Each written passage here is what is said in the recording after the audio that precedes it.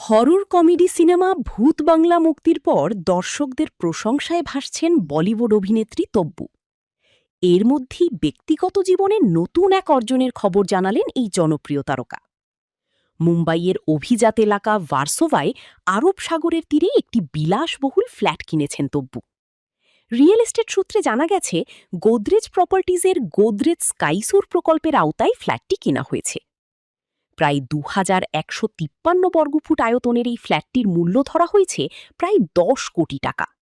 গত ২৬ মার্চ ফ্ল্যাটটির আর্থিক লেনদেন সম্পন্ন হয়েছে। চুক্তি অনুযায়ী ৫.২৪ লাখ রুপি স্ট্যাম্প ডিউটি এবং ৩০,০০০ রুপির রেজিস্ট্রেশন ফি পরিশোধ করেছেন এই অভিনেত্রী।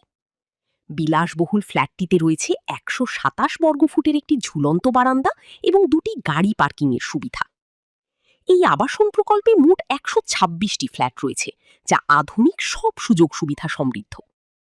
উল্লেখ্য, ভার্সোভা এলাকা তারকাদের বসবাসের জন্য বেশ পরিচিত।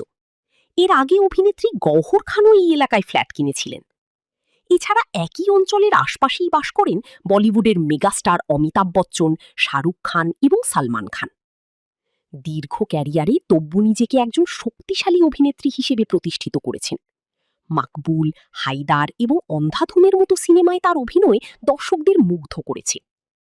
তার কাজের স্বীকৃতিস্বরূপ তিনি অর্জন করেছেন ২টি জাতীয় চলচ্চিত্র পুরস্কার, ৭টি ফিল্মফেয়ার অ্যাওয়ার্ড এবং ২০১১ সালে ভারতের চতুর্থ সর্বোচ্চ সম্মান পদ্মশ্রী।